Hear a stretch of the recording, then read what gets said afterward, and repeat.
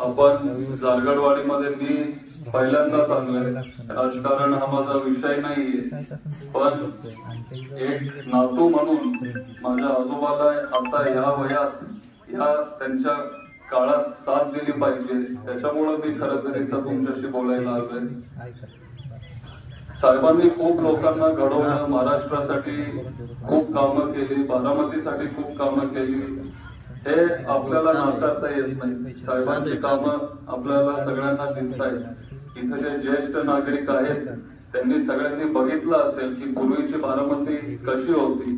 तेव्हा बारामतीमध्ये रस्ते नव्हते, वीज नव्हती, इथं कंदील असायचे आणि हळूहळू बारामतीचा विकास होत गेला. सुरुवातीला साहेबांनी खूप पाण्याच्या कामांमध्ये त्यांनी लक्ष घातलं. त्यांनी काय इथं फॉरेनर आलेले त्यांच्याकडून एड घेऊन टँक्सचं काम त्यांनी सुरू केलं. त्याच्यामुळं पहिल्यांदा बारामतीमध्ये खरं तर पाणी आलं, नाहीतर हा सगळा असा दुष्काळी भाग होता.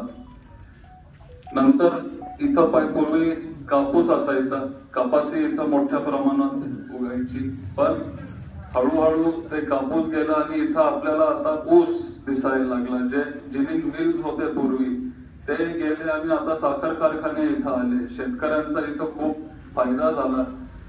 रस्ते आले, हळूहळू पाणी आलं, इरिगेशनचे स्कीम्स आले, MIDC आली, इंडस्ट्री आली, मोठे मोठे कंपन्या बारामतीमध्ये आले, तिथं आपल्याला नोकऱ्या लागली. त्याच्यामुळं आपल्या सगळ्यांचा, मुलांचा, मुलींचा तिथं आपण पुढं जायला लागलो.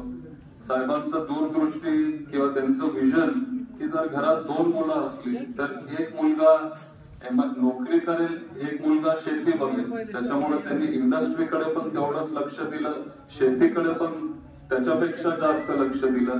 तो त्यांचा आवडता विषय होता आणि त्याच्यामुळे शेतकऱ्यांसाठी त्यांनी फक्त 27-28 त्यांचं वय असताना KVK ऍग्रिकल्चरल डेव्हलपमेंट ट्रस्ट बारामतीची स्थापना केली आणि त्या ट्रस्टच्या वतीने आज महाराष्ट्रामधून किंवा भारतामधून लाखो शेतकरी इथं येत असतात. तुम्ही पण तिथं गेला असाल आणि शेतकऱ्यांचा खूप तिथं फायदा झाला. आज इथं खूप प्रगतशील पुरोगामी शेतकरी पण आले, त्यांना पण साहेबांची खूप मदत झाली. वेगळे वेगळे व्हरायटी आज ते लावतात.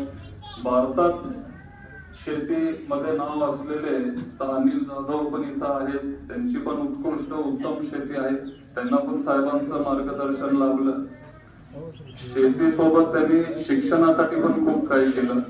आज बारामतीमध्ये वकील खूप जास्त आहेत.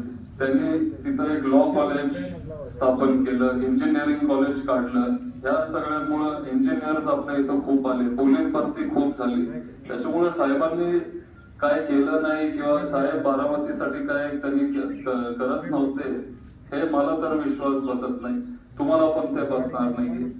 त्याच्यामुळे आज खरं तर मी इथं कोणाला विरोध करायला आलेलो नाहीये, पण मोठ्या साहेबांना साथ द्यायला आलोय.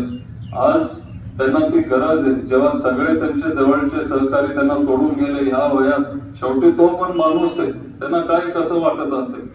त्याच्यामुळं आपण सगळ्यांनी आता त्यांना साथ दिली पाहिजे. गेले 50-60 वर्ष त्यांनी बारामतीसाठी खूप केलं आणि आता ही वेळ आहे की आपण सुप्रियाताईंना मदत केली पाहिजे. त्यांना परत आपण खासदार म्हणून निवडून आणलं पाहिजे आणि मला खात्री आहे की तुम्ही सगळे ताईंसोबत असणारे काही लोक आहेत जे दमदाटीचं राजकारण करतात किंवा इथं धमक्या पण देतात, इथले स्थानिक पदाधिकारी वगैरे असतील. पण तुम्हाला मी आज सांगतो की कुणाला न घाबरता तुम्ही पुढे या, ओपन व्हा, ताईंना सपोर्ट करा आणि तुतारी चिन्हाला मत द्या. हे सगळं मी इथं असं सांगतो आणि माझे 2 शब्द संपवतो. धन्यवाद.